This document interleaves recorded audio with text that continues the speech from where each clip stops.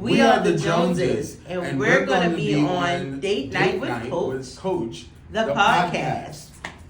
All right, welcome to Date Night with Coach. Glad you joined us tonight. Tonight we have with us Jermaine and Cherika Jones. I appreciate you guys coming to join us tonight. We're going to have a great time and help some people tonight. All right. So first things first. We like to start off by getting to know our couples. All right, and so you guys are actually one of the couples that I secretly cheer for. Social media, I see you guys, man. I see how you guys, how y'all love on each other, celebrate each other, minister together, all that kind of stuff, man. So what I would like to do is get to know a little bit about how this came about, how you guys met. Give us your story. I love telling this story. Actually, I've grown to love it. But I saw Jermaine probably 3 years before I met him in a previous relationship at a musician's rehearsal, a choir rehearsal he was part of. And I just, we made some eye contact or whatever, but I never thought I would see him again. And then I think it was 3 years later, maybe 2 years later, 1999, he came to the church that I was a part of as our musician. And then, ever since then, that was my nigga, right? That's how we would greet each other in passing at church, because I was still technically in a relationship at the time. Mm-hmm. That's my truth. I'm at a growth place. That's pretty spot on. We definitely saw each other. I was at a choir rehearsal and I was playing at the time, and I saw her, and that was it. And then we were actually a guest one Sunday for a choir that I used to play for, and we came to the church, and I was playing, and we played, and I saw her again, and I was like, wow, okay. And thought nothing, more of it. And lo and behold, I ended up becoming an employee of the church, and I started playing at the church. So now we're seeing each other all the time, and I knew what her situation was, so I was kind of laying back in the cut as I should have. But it was definitely something there. So that's, here we are. Yeah. So it's a little, I'm sure it's a little bit in the middle there, but I'm sure it's a lot. We ain't go from, okay, I see that church, but okay, now we're here. So when did it become official for you guys? What was that, 2002? Right? Yes. No. So 2000, I was no longer in the relationship. And we started talking more. We became really good friends. But obviously there was an attraction there. But in 2002, he asked me on Valentine's Day that year to be his girlfriend on our date. Mm-hmm. Awesome. And I gladly accepted. Okay. And now I'm here. Yeah. Like Cleo McDowell. Daryl just proposed, and Lisa. So we have a couple concepts that we use when we work with our couples.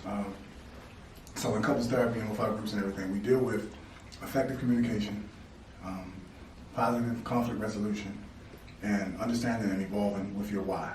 Mm-hmm. And so I guess the first question is, how would you describe communication between the two of you guys? I'll let you go. Communication with us has evolved over time. In a positive light, we did not always communicate in its proper context in a healthy manner in our initial years. It was more so the fussing and cussing and that whole type of thing. That's her love language. Fussing and cussing. So at that point, I don't think either one of us were really concentrating on the whole respect factor with how we approach each other verbally. But we've definitely grown from that place, and we're still growing, month over month, year over year, and it's getting better. Mm-hmm. It's definitely getting better. I agree with that. Yeah. It's getting better. But like he said, I think one good point is it evolves, and it will forever evolve as he changes, I change, and we change together, obviously it will make, it's necessary for the communication method, approaches, all of that to evolve as well. Mm-hmm. So that's interesting. Mine is stuck. Yeah, so we do a communication assessment with all our couples when we're working in therapies. Okay. So to really help people understand their communication style, understand the communication style of their partner, Mm-hmm. so that they can obviously effectively deliver and receive, communication. So for us, like I said, we talked about it offline that we've grown a lot through this work. Even participating in some of the work that we do, being able to benefit from communication styles. So we actually have similar communication styles. Mm-hmm. So we fussing and cussing. She do the cussing most of the time, but we fuss almost daily and laugh on the end of it because most of the time we thinking and saying the same thing, and then sometimes we just got to kind of reel ourselves back in. So that's good that you guys have kind of evolved, and it's an ever evolving process. With that fussing and cussing, how do y'all deal with conflict? It's a plethora of ways that we actually deal with conflict, man. It's actually gotten better. I think most importantly, I would be always the forthcoming one with expressing how I felt in the moment. I was the one in the past that did not want to wait to that right time to address whatever the issue may have been, right? And then I've come to a place now of being able to decipher whether it's even necessary to even address at this point. And that's taken me some time to get to that place. But it's definitely helped us. At the same time, because I know myself well, I know that I can only bottle something up but so long. And if I do not get it out, what will eventually happen is we will have a conflict, and out of that particular conflict, then 3 or 4 months worth of stuff may come out that I should have said. And then she's looking at me like, really? Where did this come from? We're dealing with this. Where did all of this come from? But it's like the stuff that I didn't say. And that's something that is almost like a daily prayer of mine at this point. Like, God, really deal with me with this. So I would feel comfortable enough to allow things to dissolve that probably aren't even necessary to address.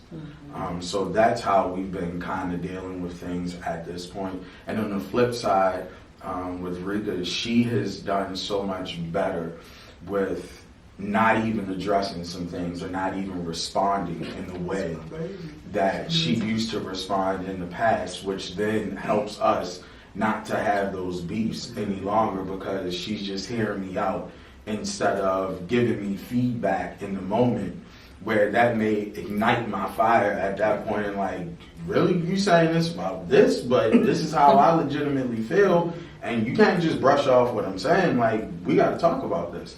But at this point, we've definitely worked on that over time, and it's definitely gotten better, and we're still working. That's awesome. That's awesome. Yeah, I've definitely grown a lot in communication. I've learned to not always respond because what I realize sometimes, and sometimes it's not even about an argument, it's about him expressing or sharing, but I will always give my advice because I'm an optimistic person, so I try to always get him to see the flip side. But in the moment, sometimes he just wants to support. He just wants to be heard. So I think that's what has helped me become a better listener. Yeah. Because you do that. I just want to be heard. Yeah, so I struggle with that as well. Being a fixer, there was a point in time where, that people come and, have something, have an issue, have a concern, and immediately my mind goes on, how can I fix this? All right, babe, all you gotta do is this, and that. She's like, oh, no, I don't want you. And then that'll start arguing. I'm like, why are we fussing, man? I'm just trying to help you out. But figuring out that in those moments, she didn't want a resolution. She didn't want to fix. Sometimes she needed to vent. And sometimes, you know, especially depending on, based on where we were in our lives at the time, I had to be her husband. Sometimes I had to flip. So my way gonna be her homegirl. And just listen. You know what I mean? Yeah. Sometimes I had to be her homegirl. I had to listen. Yeah. You know, without, you know, and just be like, yeah, that's messed up. You know, without trying to fix it. Yeah. That was a struggle for me. You know what I mean? That was a struggle for me. But I think getting to a place where, you know, for me, being able to kind of listen and just kind of take it in, hear what she has to say. Again, learning her, that's a daily task. You know, to the point where, I mean, it's a task, baby. Getting to the point where, you know, when she's in those moments, I kind of can decipher. And even sometimes I have to ask, like, all right, babe, you just want me to listen this time, or do you know, I like asking those clarifying questions because I want to know. I don't want to get it wrong. So be intentional about that self. Yeah. And she's done some things as well. I'm gonna share her what she's done. I don't remember. Well, you've done quite a few things. So I know she's one who. No, I mean.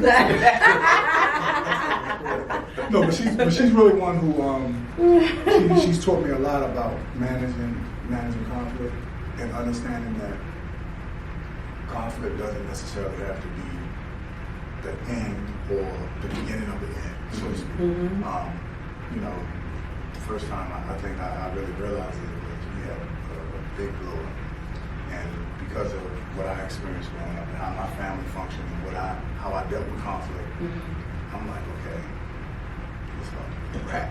But she wake up in the morning like, all right, baby, what you want for breakfast? Like, she tried to poison me.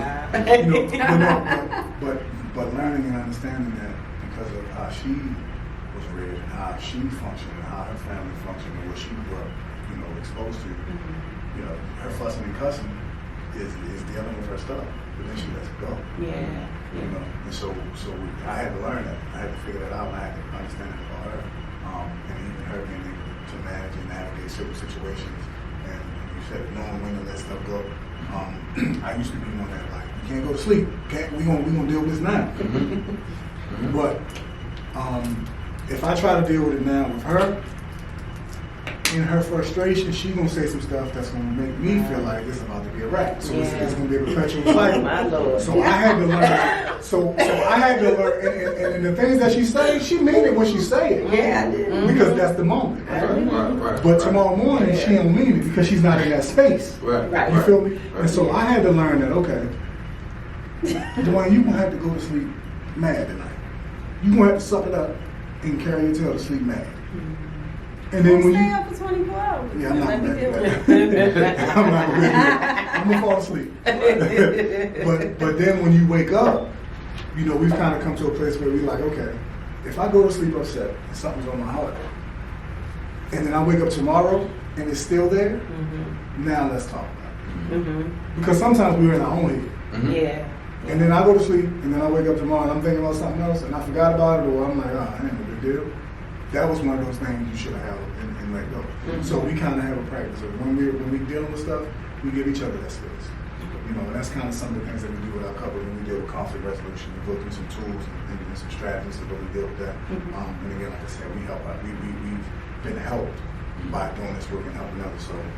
So the third concept, again, as I shared, understanding and evolving with your why. It used to be just know your why. And that concept came from, you might hear a lot of like sports people, coaches kind of talk about that, motivational speakers, all that kind of stuff.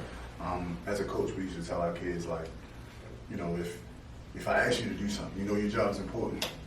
If you understand why you're doing it, you'll own it and you'll take it seriously. You'll be more inclined to do what it takes to be successful at it, right? And so know your why, understand the relationship, same concept. But knowing and realizing that as we grow, as we change, as you mentioned that as you grow, as you change, that why can change. Yeah.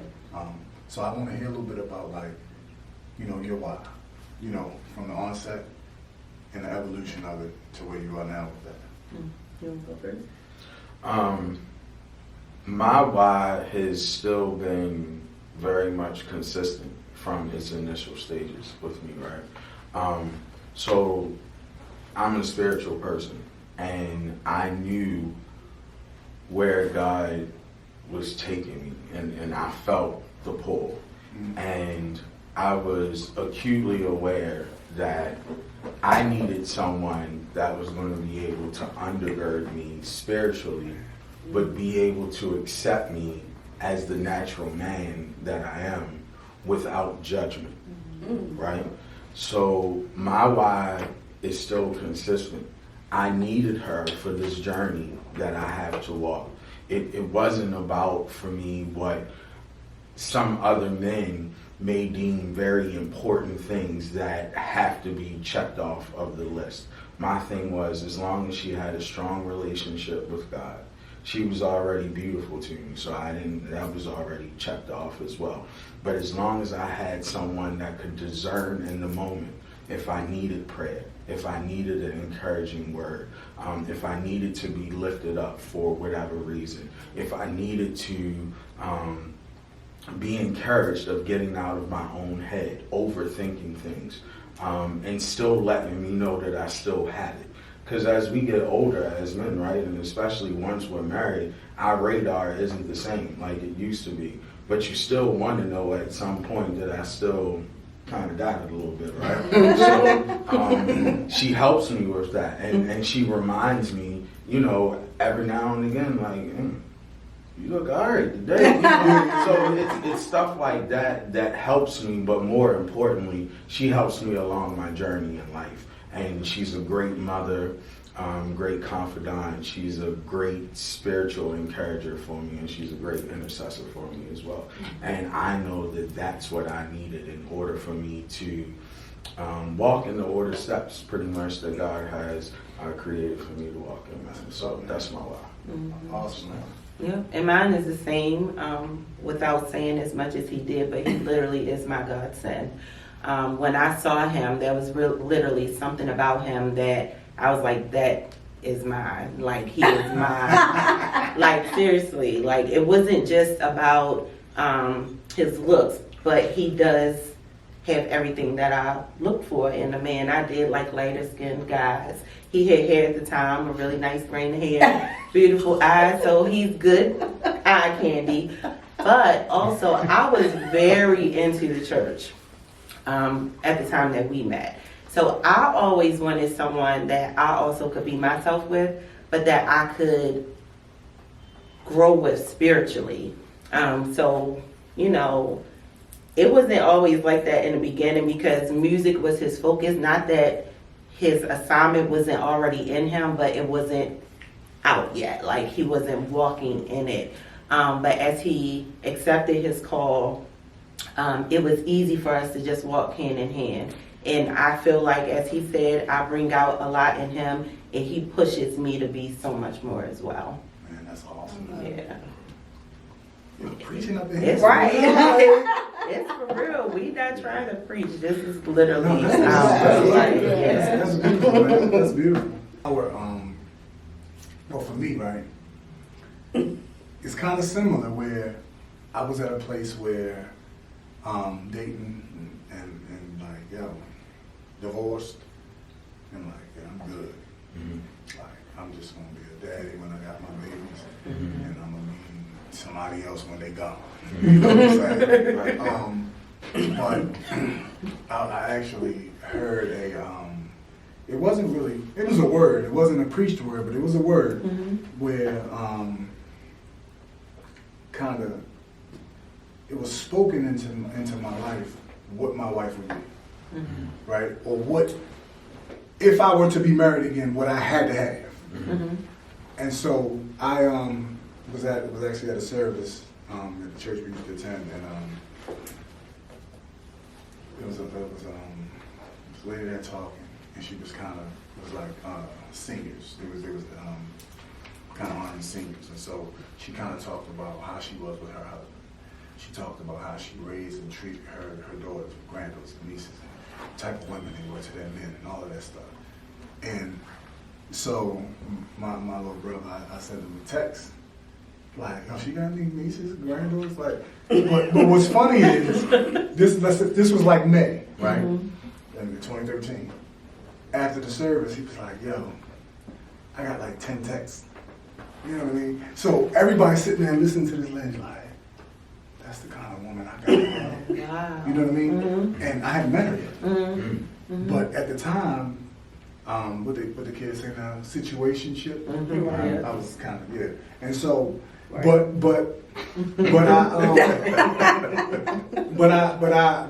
hearing that, I was like, wow. If it's not that, it's not happening. You know, and so when I met her, it scared me. Like, it literally scared me. Like, day one, I was like, it's something about her.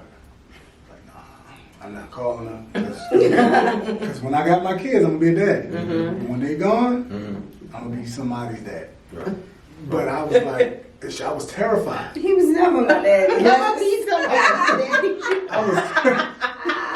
I was terrified because she's a great person. But I'm not going back down that road. You know what I mean?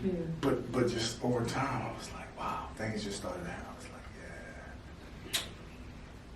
yeah. Even though she kind of made me her boyfriend before I knew I was her boyfriend. She strong-armed me into it, but I went kind of willingly. Like, she was a reverse caveman, hit me over the head in the club and drugged me in the house.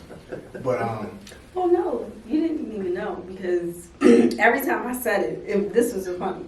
I used to call my best friend. I'd be on my way to his house. I'd be like, "That's my husband." Like, bro, he never knew I felt like this, but every time I said something, it would manifest.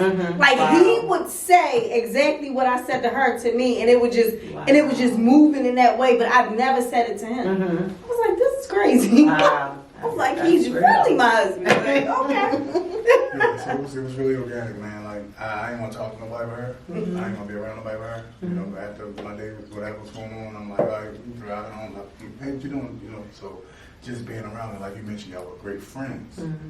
And so even when I always like her, but even when she don't like me, we still good because of that foundation of friendship. Well, we have a friend. Yeah, we're friends. Oh. I I became a girlfriend, fiance, and wife in the same year. Oh wow. Yeah. I don't remember friendship. That was the part where nobody knew. That must have been a quick second. That was like 2 days. We were friends for 2 days. After that, it was like boom, boom, boom, boom, boom, bang. That was a period when nobody even knew we was talking. That was like We 30 for days. a couple months. We was on a low for a minute. 30 days. That's good. And you said 2013? Yeah. So it's 10 years later. Yeah. What would you say is one of the biggest challenges or biggest things, obstacles, or things that you guys have had to overcome? Can I go first? So I would say from my perspective, my breast cancer journey, I did not know what the heck that was going to look like, and I didn't know how it was going to affect him, if he wanted to stay with me or not, because we weren't married yet. But we had been in a relationship for years. But it was a hard journey for me, so I knew it would be harder for him with my physical changes, with my emotional changes. But this man, like, he did through sickness and health before he even committed to doing that through covenant. So I'm very grateful to him for really showing himself as a helpmeet prior to. That was another thing that I knew he would be my husband, because he stood with me through that process. Because that was hard. Wow. Yeah. I would say one of the biggest obstacles that we faced was us living together. Yeah, I'm on a different perspective. Yeah. Right. Yeah, It was. that's a good one. It was. Because even though we had been in a relationship Yeah. for a long period of time, we never lived together. Yeah. So literally our worlds collided together in another big milestone in our journey, which was she was expecting at that point, our son. So I'm like, I was not willing to go through what I went through when I had my daughter. I was young. I was 21 going on 22.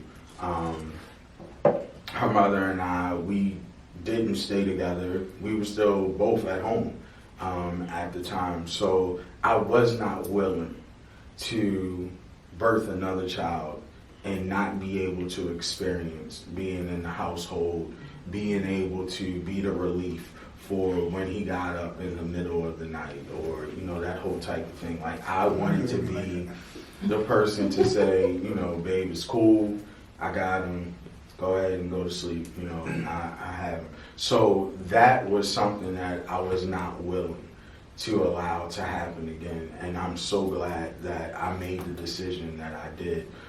Contrary to our belief system, it says that that wasn't something that we were supposed to do, but I just believe God, and I had an agreement at that point where He forgave me for, you know, the infraction, but at the same time, I wasn't willing to allow my son to not see my face every day. Even when I had the opportunity with my daughter, rearing her, I was always there, but I could never capture those moments. I would tell her mother, like, listen, if she wakes up in the middle of the night, call me. I'll at least stay on the phone with you, and I'll be there while she's up until she goes to sleep. But I did not want to have to go through that again, and I did not want my son to have to deal with that. So that was a big transition point for us, because we had never lived together, and we're fully grown at this point and have dealt with each other for quite some time. But again, it was just like the worlds just collided, you know? So it was like, I'm used to being in this king size bed by myself. So, and I wouldn't consider myself a wild sleeper, but you know, it's different when you know, roll over a couple times and you hitting something. You know, it's like, oh, all right, there you are. So, you know, it's that whole type of thing. And then it's like, you know, I had clothes. So she's like, okay, I need somewhere to put my clothes at. So I wasn't used to sharing anything at that point. So, you know, then just closet space and dresses and all of that type of stuff. And, you know, so it was a big transition. But that actually solidified that she was the one that I was supposed to ultimately be with. And I was like, if we can survive this time, living together, then we should be good, you know? So to me, I agree with what she said, but to me, that was my challenge that I would say that we faced together, but she may not have viewed it the same way that I did in the moment. No, that's cool, man. I can see that. I can agree, though. You took all that man closet space? I mean, no. Nah, she did. No. No. You got all the space, even to this day. I don't know yes. about that, but okay. Okay. That's fine. He has no space. He got a lot of clothes too. I'm like, I don't know what you gonna do. Sounds familiar. I don't have a lot. My clothes just big. No. Whatever. We talked about moving in and their worlds colliding. So she just said that, you know, she became, she loved to say that, she became a girlfriend, a fiance, and a wife in a year. That's the truth. I just told him recently, I said, I'm just catching up now. I'm like, I've just processed it all. Like, who am I? Like, what am I? Like, I don't even know where I fit in all of this, because it just was like, boom. Yeah. And what's funny is that, again, for the first couple of months that we kind of were dating and kicking, and nobody even knew. A couple people knew, but we were like just kind of hanging out. And He was friends with me. you said what? What you said? Friends with me. You just said we wasn't friends. Oh. Which one is it? We was just benefits. Oh, yeah. So what ended up happening is, it was New Year's Eve. I actually, you know, I had a meeting or something like that, and I called her like, let's meet up. I said, bring your kids. So I had my kid, I grabbed my kids, she had our kids, we met up, we all went to a movie. So after the movie, let's go back to my place. Went back to my place and had call it like mobile detail and wash our cars and stuff. The kids were in the house playing and all that kind of stuff. New Year's was probably like on Tuesday. You know, they went home, they did, I don't go to church that night, whatever the case may be.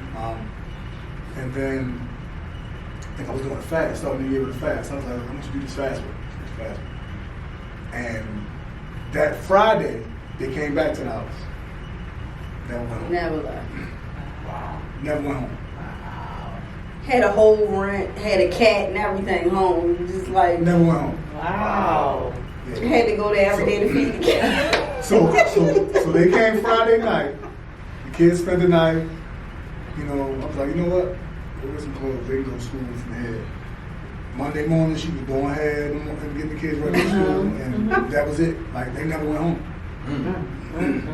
My kids still talk about that. They like, we never went back to our Christmas toys. Yeah, because it was right after Christmas. Because it was right after. Okay. Not to mention, she said, can you put this Barbie house together for me? So I put the Barbie house together. And got some benefits. What? I got the No friendship. Just It's See? benefits. See? You got some benefits too. She crazy. I told you. So had you all started the fast? So we started the fast. We did this. We fasted for a month. Beginning of the Yeah. January 1st. We started. Yeah. Wow. And that was like, they moved in essentially, and we basically, we were really like we fasted together, we were working out together, we were going to church, we like everything, you know, and it just kind of happened. Yeah. Yeah. So it was, yeah, like she said, and a year, and then a year later, that year, we got married, December 19th, 2014. Loved it. Yeah, so it was deep. So, question. So if your relationship was a best-selling novel, what would the title be? I- Me too. Yeah. Enjoy the journey. I like it. Talk about it though. I wanna hear about that. I oftentimes tell people, man, that are either getting ready to embark on getting married or may have even been divorced at this point or just in a relationship period, man, that I think one of the beautiful things about marriage is to be able to capture and enjoy the journey of marriage. I think one of the things that I glean from our experience and our journey is where we used to be and where we are right now. And it really helps me put into perspective growth. And sometimes we will negate to acknowledge the small victories. We kind of look over them. We're looking for the big things to be able to magnify and say, like, no, but this happened. But it's the small things that I think that if you keep piecing the small things together, you'll really understand how far you've really come with growth, from communication to not thinking in a selfish manner. You know, and in the beginning of a lot of relationships, we're very cautious of how vulnerable we allow ourselves to be to the other person, because we all experience and hear about that honeymoon period where you may not really be getting the real person because that person is still trying to be so impressionable to you, so that you would only see the good and you really don't see the bad or the things that come with them that may have just come from the environment that they grew up in, or just the philosophies that their family members may have ingrained in them just through rearing. So I honestly believe that one of the things that I glean from year to year, every anniversary that we celebrate, is I get to really look back at how long we've not only been doing this, but even in marriage, the hurdles that we've been able to overcome, the things that would have destroyed a lot of other people's marriages. And we not only trust God, but we believe that with God we can get through anything that we're faced with. So enjoying the journey for me, man, is everything, because I just feel like, wow, what I did not think that I was equipped to handle, I'm still able to walk this walk and proudly walk about it and have no problem every day at work. Any of my coworkers can tell you, you're going to hear my wife come out of my mouth at some point throughout the day. And to me, that was a big step for me, because I've always been a private individual for the most part, but now I have no problem, with articulating where I'm at in life, and I'm comfortable with it at this point. Yeah, I think I would call it "This Is Us," and the reason I say that is because with us, what you see is what you get. Like, obviously, we're very spiritual people, and depending upon the conversation, the environment, that's what you're going to get. You're going to hear us talk about God with no regret. You're going to hear us pray without regret, and then you're going to see us chilling with a drink, because we just live a balanced life, and our goal through our own development is to be a hope of encouragement and empowerment to other couples. Like, we don't show perfection, we want to be transparent with what we've been through, what we go through, what we will go through, but how it helps us grow as individuals and then collectively in a marriage and as an overall family unit. So that's what I would call it. This is us. That's good. I don't have time for us. Crazy. So I want to get your perspective on something. So society is really divisive when it comes to individualism, right? And like, it seems to be valued over sacrifice and submission, right? That goes along with being in a successful relationship. I just want to hear your perspective on that whole concept. I love being an individual. Okay. I like that we can do life outside of each other and be okay with it. I enjoy being with my husband. Yes, I do. But I live with my husband all night long, all day on the weekends.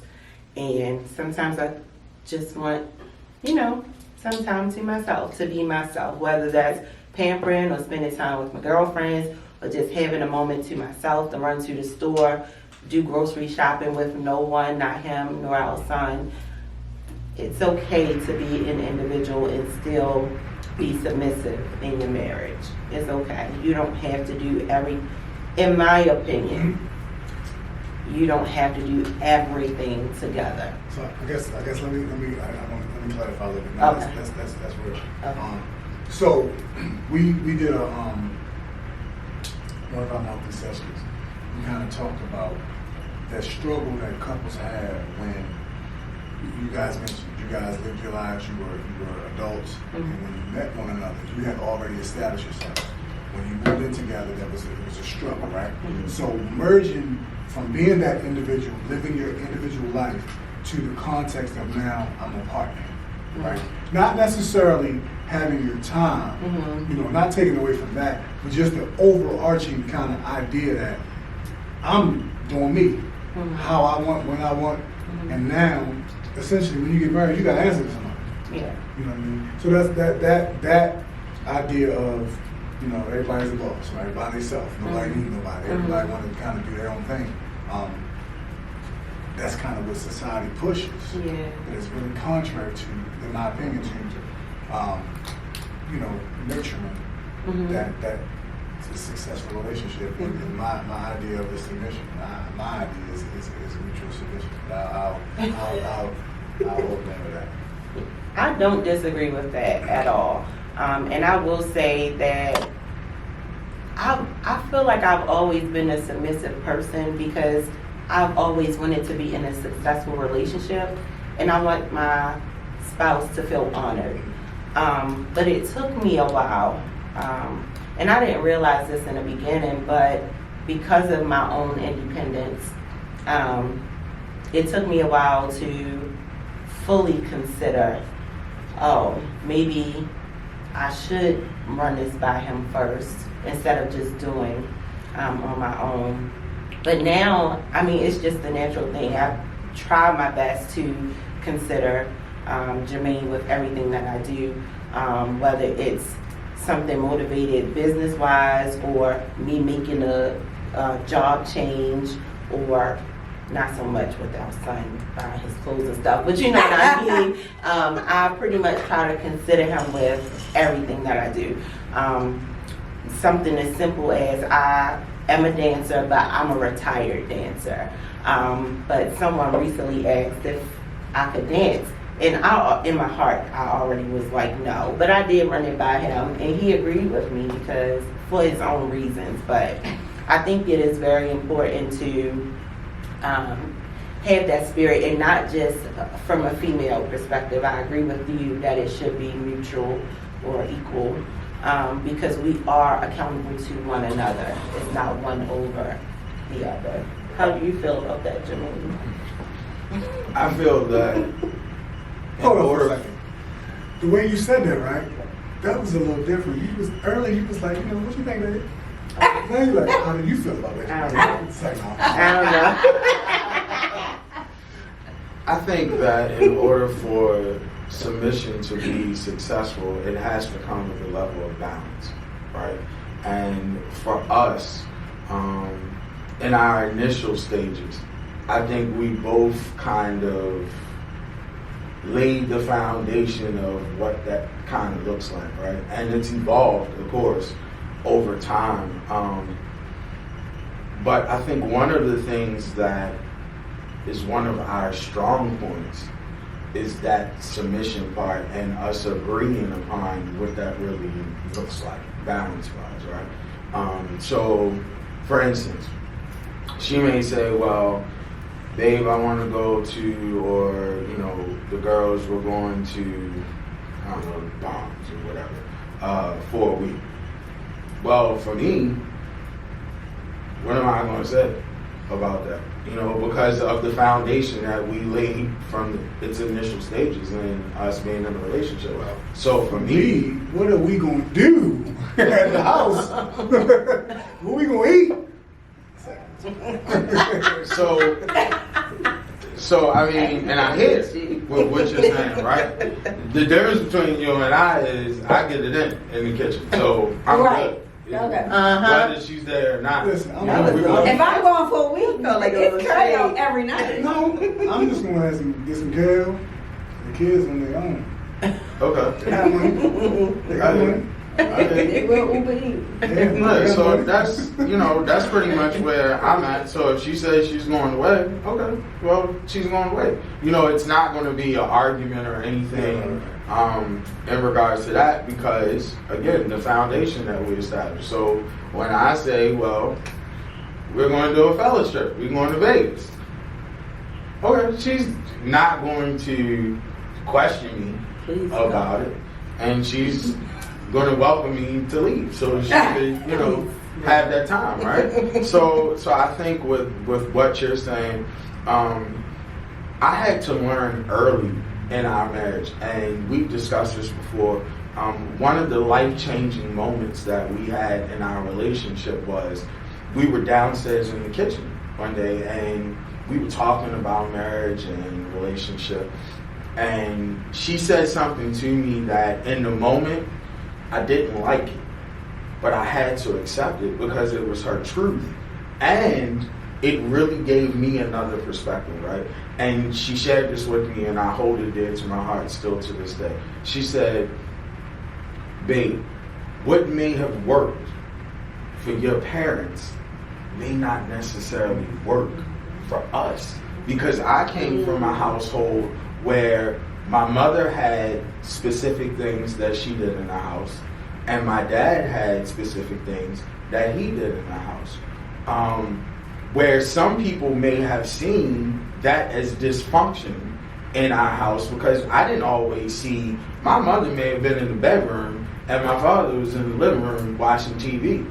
I mean, he normally didn't go in the bedroom until he was getting ready to go to sleep, right? So for me, I can come in the house, we'll chit chat for a little bit, but then I'm going downstairs in the basement Locked in. and I'm locked in. And she's good with that. And I'm good with that. But at the same time, I sometimes now think in the back of my mind, like, is this all the way right what I'm doing? it may not be well balanced, right? Because I'm like a well-oiled machine with it. I'm like, you know, hey, talk to my son, and then it's like downstairs, and I'm down there, right? I'm either spinning on the ones and twos downstairs, getting it in, or I'm producing some music, or I'm listening back to some music, any of that, right? But for us, it was an agreement that we would establish balance and we gave each other our space. Mm-hmm. You know, so again, what may work for us may not work for everybody else. Yeah. But when she said that to me, it made me look at marriage and it made me look at relationship out of a different lens, because everything that works for everybody else may not be successful with you and how you do things. And then it made me grow up, because I don't owe you an explanation if you don't understand why this works for me and my marriage, and it may not work for me. Yeah. Dope. Definitely don't owe you an explanation. Yeah, people don't like that. Yeah. People like to understand everything, man. Right. And if they don't understand, they don't like it. Right. Yeah, we had some struggles in our relationship, man, early, because people was like, where that come from? You know what I mean? Like I told you how it happened. Where that come from? What? Y'all doing what? Y'all doing this? Y'all doing that? Right. You know, and so, you know, people definitely kind of struggle with it. You know what I mean? We just kind of... They still struggling. Yeah, I think that's literally their issue. Still struggling. Like, okay. Yeah. Wow. My sister said the other day, she's like, why are people so mad at this way? It's like, it wasn't a phase. Like, y'all really, like, it's years later. What is going on now? Right. Like, what are you mad for today? Right. That's people's issue.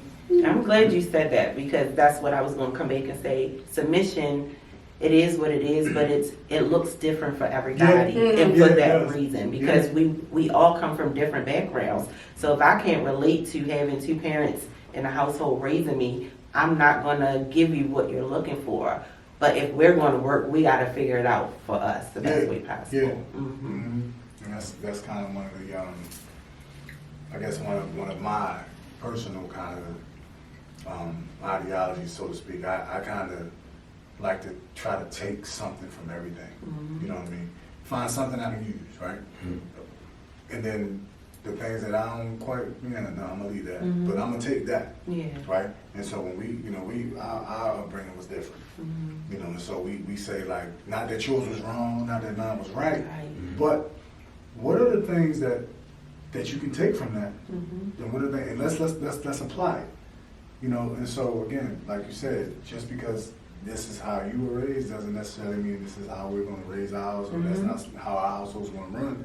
We got to figure out what works for us. And even if it's successful, though, because like we like to say that if it was negative, if it's a negative connotation to it, then we can leave that. But there's some positive things that just don't work for you as well. Right. It's like that still doesn't work. Exactly. You did a great job, but it doesn't work. Right. It's Exactly. Absolutely. Yeah. Absolutely. Right. Like your mother cooking every day. That's good. You got a meal and it worked there, but that ain't me. You know, like we gotta take turns, or when I feel like it, because it's not my passion, but I want to give that for my family. But but I can't cook. She loves to cook, so. I don't want you in my kitchen. Yeah. Nobody cleans up, so it's like, let me just do it all, because I'm not cleaning up behind you, so I'd rather So clean up we're gonna behind talk myself. about this egg story, right? So she was doing hair one Saturday morning. I don't know what hair she was doing. She was doing my hair. So I came down, made myself a little omelet and stuff. I was like, make you an omelet. So I made her one. The whole day went by. That joint was still in the oven. I'm like, I said, yeah, you ain't gotta worry about me. He pulled it out and ate it. Yeah, I did. I said, yeah, you ain't gotta worry about me cooking no more. I'm good. I know. I'm gonna do. I know what my strengths are. First of all, I'm funny about my eggs. And I'm funny about something that's just now been sitting because I can cook. Yeah. I always want my crack fresh. Mhm. I don't want no eggs in the oven. 10 hours later. So go ahead and eat them eggs. And next time you make your egg, you just miss me with that. Right. I'm good. When I'm ready for an egg, I'll make my fresh egg. I mean, it wasn't because it was an egg. My feelings not I've hurt. never even I'm gonna cut touched the this. I don't grass. even I'm know. gonna pay the bills, Yeah, and you do a wonderful job. You keep stay in your lane. and I'm good. Yeah, right. And We I'm get good. egg bites from Starbucks. We good. This is great. One of the things you think. That's what you did. That's the name of the novel. That's my baby. That's my love language. I cook for you. You don't gotta cook for me. Mm-hmm. You fix the closet and put the clothes in the closet. We good. Right. You know what I'm saying? Like Yeah. no eggs. I don't need no omelet flipped. No. Yeah. No. Nope. Oh my God. So look, we're gonna wrap up, right? But what I want to do is, I want to hear from you guys. I want you to just kind of really share. You guys shared a lot. But if there's anything else that you would want to leave to a couple, people that are looking to get in relationships, just some nuggets of wisdom that you'd like to share to folks that will check this out, just to kind of give them something to take away.